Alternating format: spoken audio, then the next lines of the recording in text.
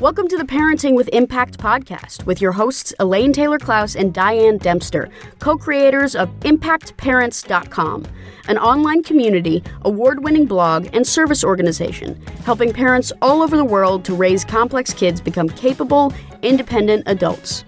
Hi everyone, Elaine and Diane here, and we know that you want your complex kids to grow up to be happy and independent, and yet you're not always sure how or when to help with that. In this podcast, we'll encourage you to collaborate with all kinds of complex kids and support them in navigating life and learning. And we'll interview leading experts from around the world, as well as parents in our own community, talking about how training for parents actually helps these complex kids. We'll talk about the issues we hear parents struggling with all the time and how a coach approach can support and empower your amazing young people. We won't tell you what to do. We're going to help you figure out how. So let's move on to the next conversation. Welcome back, everybody, to another conversation. We are talking with Dr. Brandi Boling, who is a psychiatrist for children, adolescents, and adults, and with specialties in ADHD and autism. And you know what we're going to talk about? We're going to talk about a psychiatrist's perspective on ADHD and autism. So it's kind of a perfect fit. So Dr. Brandi, welcome. Thank you for being here with us. Thank you for having me. Tell us a little bit about the backstory. How did you get started doing what you do?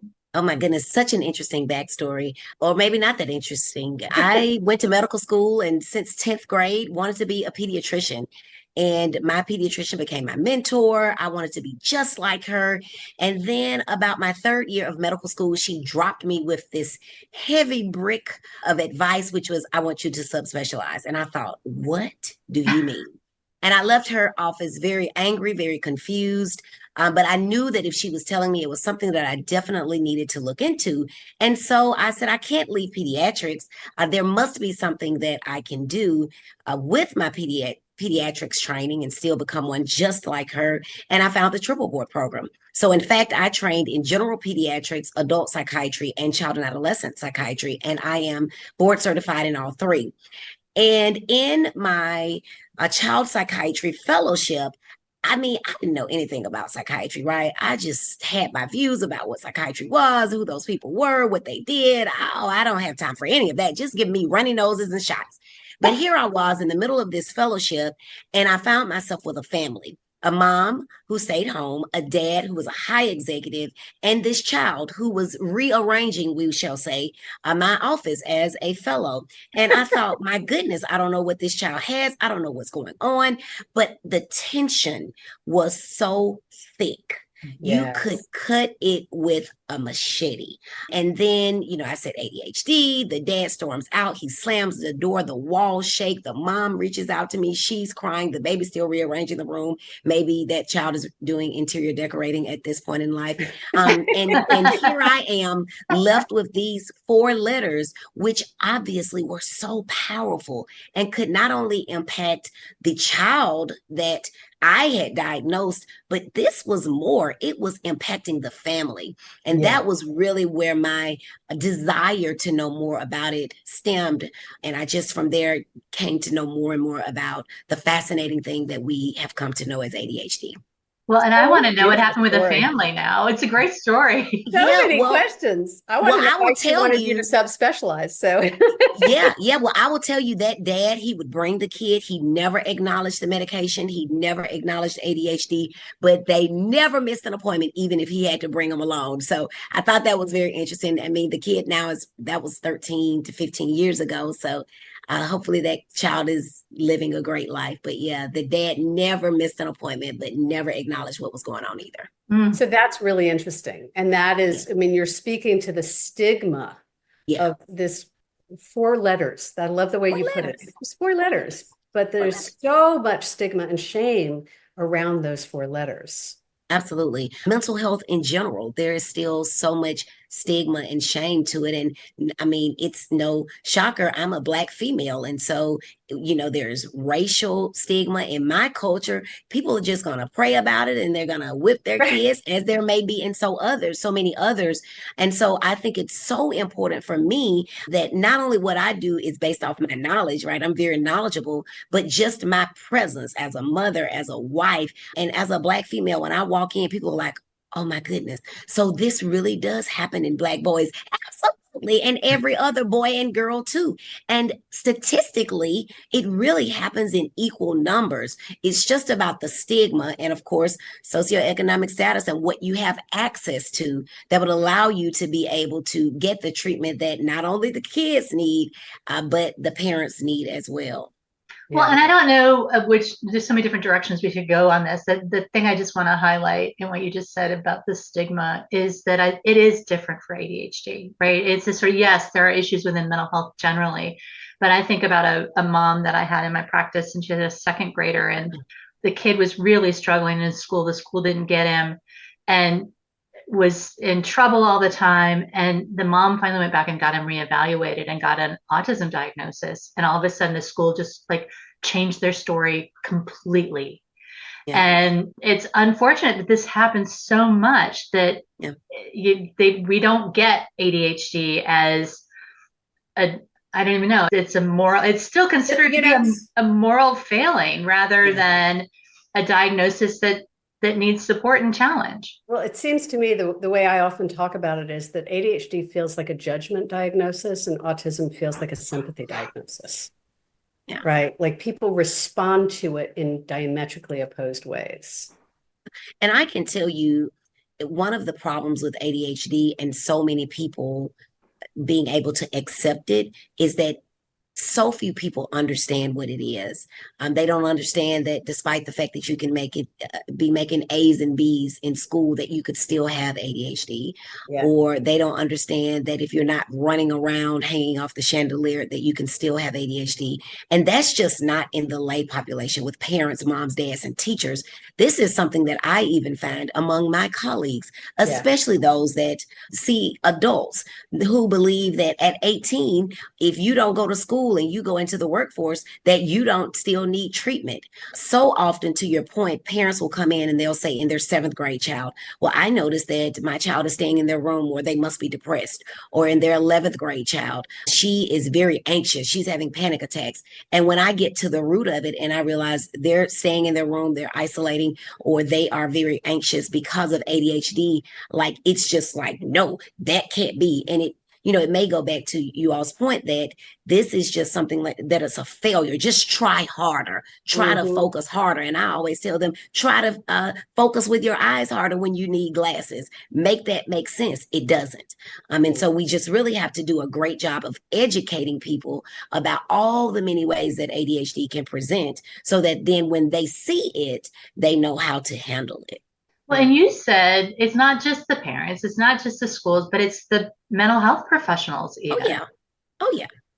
So I think that's going to be shocking to parents. So can you talk a little bit more about the challenges with even your peer group? Yeah. And so we have now what is not a new phenomenon, but it's still ADHD, but the whole notion of adult ADHD. And so what I am finding more and more as I do my live stream every Friday at noon Central, and I have people coming on, and as I bring in people to my office, there are more and more instances in my DMs, which I discourage, and in the office that, Doc, all those questions you asked about my child, I think it sounds like me. Right.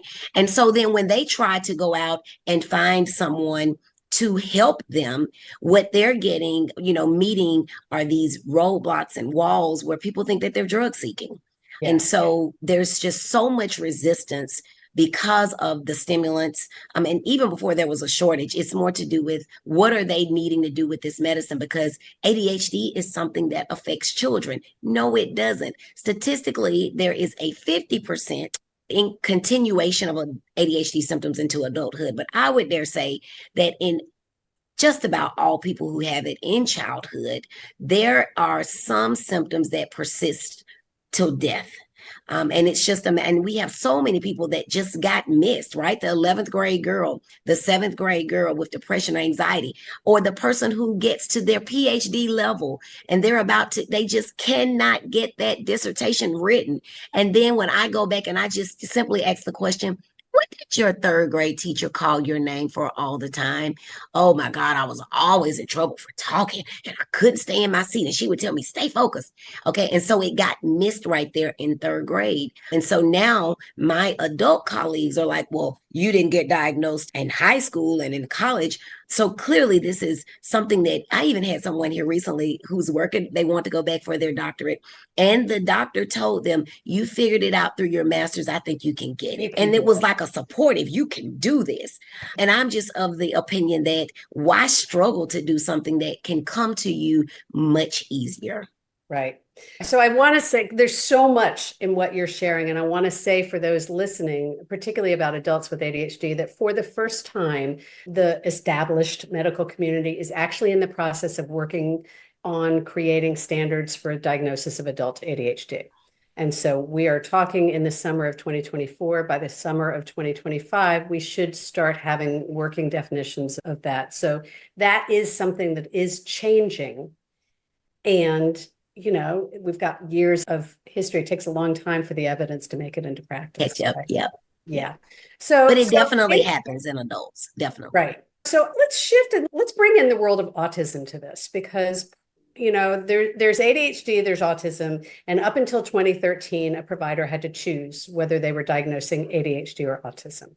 After 2013, when the DSM changed, that changed and the world changed in terms of diagnosis. Can you speak a little bit about autism, and then we can talk about the overlap, because autism has changed a ton in the last 25 years. Absolutely. It is worth noting, though, that even prior to 2013, though we had to make a choice in our diagnosis, we did not make a choice in our treatment. So Correct. I was still treating ADHD in those children who were autistic, even though I could not give them that diagnosis. And so you're correct. Our latest diagnostic manual said, hey, a great number of these children who we say meet criteria for autism spectrum disorder, they do indeed also meet criteria for ADHD as well. I think it is worth noting that even myself, right, I'm a little bit smart. I pass a couple of tests here and there. And there are just some things that are unique about me, I'll say. I'm very much social. So I cannot meet criteria for autism spectrum disorder because by definition, it is a social diagnosis that then has these other things associated with it. But there are some things I cannot do. Like I cannot walk barefoot because if I step on something wet, I am going to lose my cool, right? So there are some sensory things there. My socks have to be a certain way, but if they aren't, I'm going to be all right, right? And so we need to really point out that there are a lot of overlaps between autism spectrum disorder, attention deficit hyperactivity disorder, and intellectual giftedness. And so we may see that some of our children may have 1, 2, or 3, and it's okay. There's all that overlap. I want to encourage parents of autistic children to know that it's okay. One of the, people always say when they get the new diagnosis, well, what should I do? I said, you should love them as they are. One of the worst things that we can do with any human being is to expect them to fit into whatever expectations that we had of them when we read the book, What to Expect When You're Expecting. And the book should just be in total, expect nothing, expect the unexpected. And if you can look at that child and love them and say, this is the child that I got, and they want to line up their cars, leave them alone and let them line them up. They don't care about the rest of the room, so go clean that, but leave their cars alone. That would be, the one thing that I would say. Hi, it's Elaine. And if you like this podcast, you'll love our coach approach. Whether you're a parent looking for support or a professional supporting families, we invite you to download a free guide with 12 key coaching tools at impactparents.com/gift.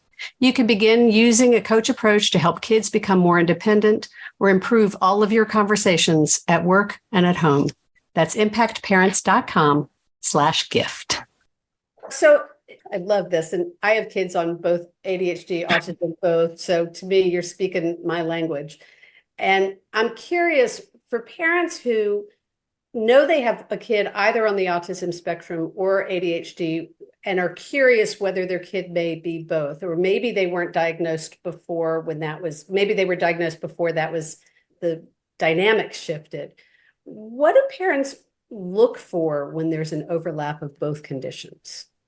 you know, to me, it's very clear, and I can see a kid and almost make the diagnosis. But if you find yourself saying, my child does blank too much, or my child never, whatever it follows that, beginning of that stem is going to point you in one direction or another. Because while there is a lot of overlap, one of those things or several of those symptoms are going to go in different directions. For example, if my child is always on the go, that doesn't go with autism. That is more of an ADHD symptom. And if you find yourself, oh my God, nobody will keep my child because he lines up his toys, okay, well then that may be the autism that's there. So I think, one of the things that I have found is when parents come to me, oftentimes they've waited a long time. I'll just say, I won't say how long, but they waited a long time.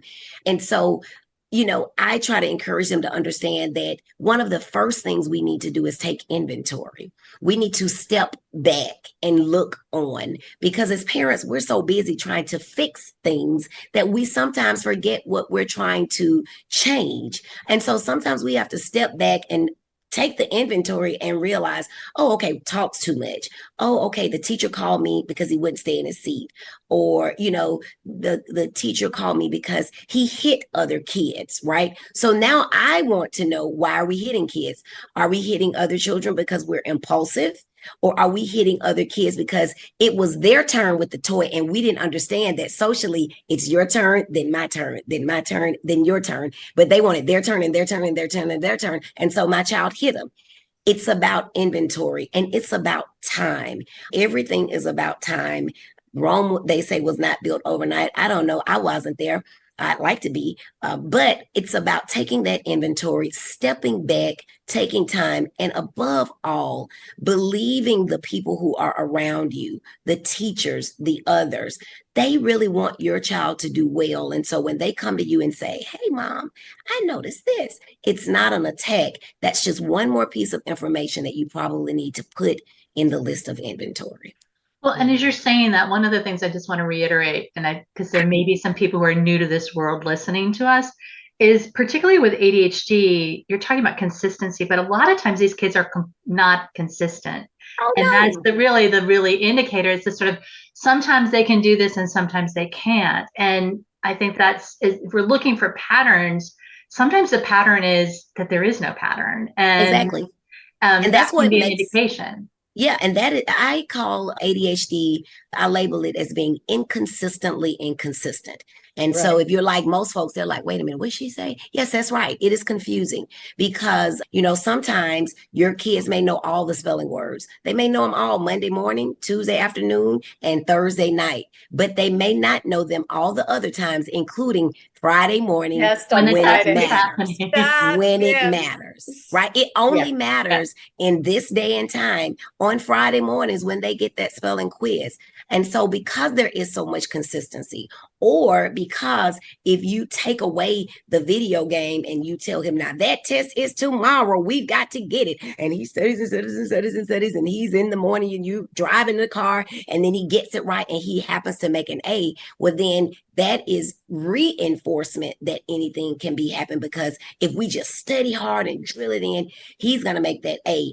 Or, he can focus on that video game. And my thing is, and my families all know, concentration and fascination are very different things. And so while the video game is moving, jump, red, blue, green, orange, yellow, those words on that page don't do any of that. They're just black all the time and they don't move. And so these are some of the things that can be challenging for families to understand. And then there is the other, and as parents, we're all guilty. Well, he didn't do it like so-and-so did it, and that child's really got ADHD. And it is because autism is really, ADHD, is really a spectrum as well. And so every kid, while there may be some things that look very similar, there are going to be some things that really just don't. And it's all going to be different, and it's all going to be inconsistently inconsistent. So true. It's so true. So there's so many different directions I want to go. And you brought in giftedness. And, we've kind of touched on autism. There's more happening in the community of ADHD in terms of diagnosing and identifying autism and giftedness. I'm curious from your experience, is one more likely to be diagnosed first than the other? Are we now seeing both often diagnosing at the same time? Like, how does that land for parents who are coming in with primarily an autism diagnosis, an ADHD diagnosis? They may be wondering whether there's something else, but I'm wondering how it works the other way. In my personal experience, families, so just to be clear, as a psychiatrist, all I do is prescribe medication. And when I say that, it sounds kind of slimy because I really do so much more. I really do a lot of education. What I'm giving with you ladies and sharing with your audience is what I do in every session, what I do on my live streams. And I do a lot of listening, and so educating and gathering of information. And so, but I make it clear to families that I don't do therapy except where it comes up and we need to do some supportive type stuff. But families are coming in to me, they are pretty clear that, maybe this kid has ADHD and they want medication. So I'm a little bit different.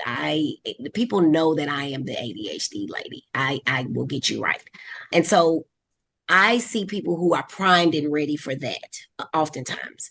But there are certain subtleties that I may notice. For example, kids who are autistic tend to have very dark eyes under here. And that is something that I can notice. I have also noticed that kids who are autistic, they'll just stare off into a corner. And it's like, this stare that is unlike anything else. It's not like that ADHD, I'm looking off, I'm lost in space. And so those are things that will sometimes just make me ask a question or two. Mom, when did the baby first talk? Mom, does the baby line up things? And so if a child does not look like what people expect kids to look like who have autism or who are autistic, that diagnosis gets missed. And it is very difficult to tell families or explain to them that it is indeed not just a word in the diagnosis, it's a spectrum. And so your child may be making all A's and they may have friends, but when we get into what those friendships are like, it's more a friendship of sympathy where they call them when they can bring along a little pal, but they don't call them when they're really going to have their kind of fun. Or it's a friendship where parents will say, well, that best friend is kind of like him. And then I say, tell me more about what do you mean? Because I don't understand that. So I would say that ADHD definitely, because there is more awareness, because I do speak to educators and do professional developments for schools here and in and out of the state. Teachers are becoming more aware. So keep that in mind, parents. Teachers are becoming more aware of what it is.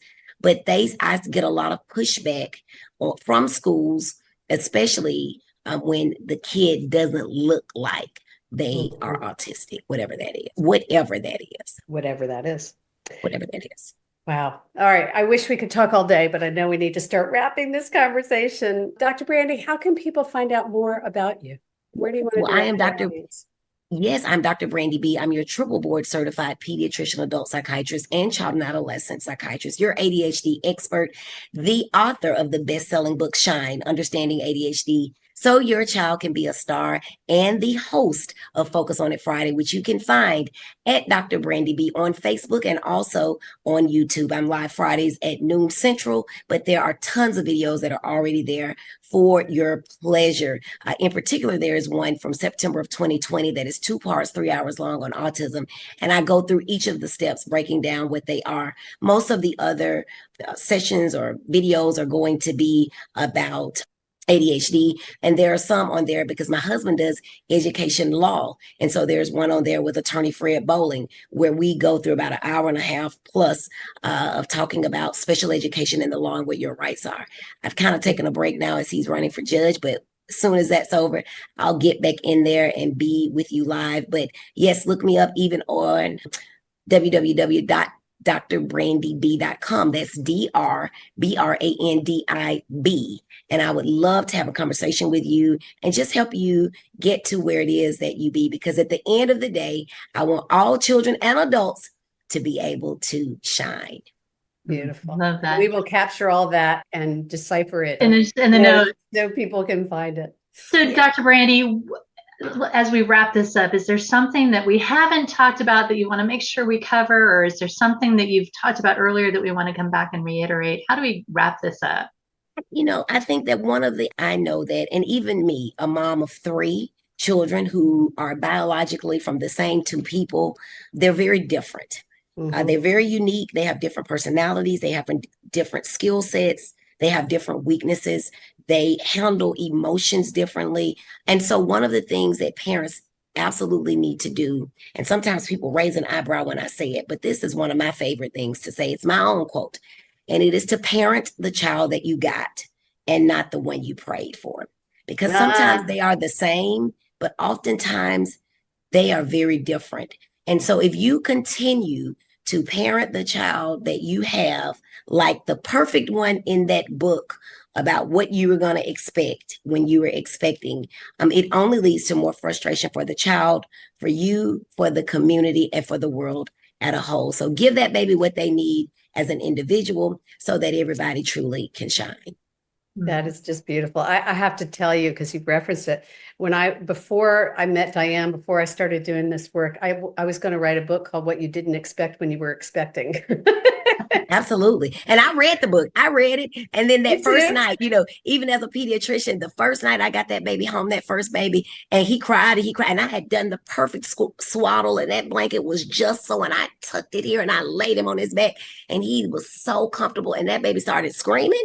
Yep. And I thought, well, now wait 1 minute. The book didn't tell me about this. And surely to goodness, my pediatric training, I know what to do with a baby from 7 a.m. to about 6 p.m. What in the world is going on? But hey, I figured it out. And every day, guys, it's a new learning experience. So just take it for what it's worth. And I think we will miss out on so many wonderful days, years, decades with our kids, trying to make them something that they just are not. So just enjoy the one that you got. And life is just going to be so amazing with that child. Beautiful. Thank you for that. Thank you for joining us. Thank you for bringing your wisdom and your beautiful, positive, sunshiny energy to this important work. So we really appreciate having you here. Thank you. I've enjoyed being with you, ladies. Thank you so much. All right.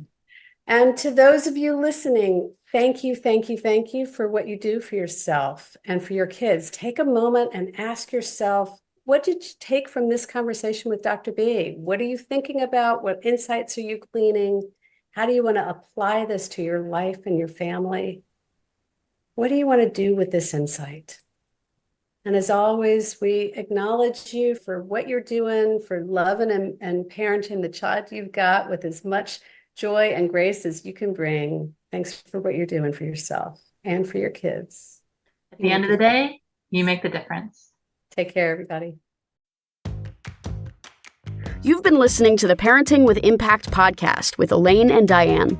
For more information on the Impact Parents community or to join Sanity School for Parents, please visit impactparents.com. If you like what you've heard, please share this podcast with friends who need similar guidance and subscribe wherever you listen to podcasts. For the essentials of Elaine and Diane's coach approach to parenting, download a free tip sheet at impactparents.com/podcast. Behavior therapy training for parents is actually recommended as a first-line treatment for complex kids. For information about Sanity School, our training program for parents or teachers, which has helped thousands of families around the globe, visit impactparents.com/Sanity School.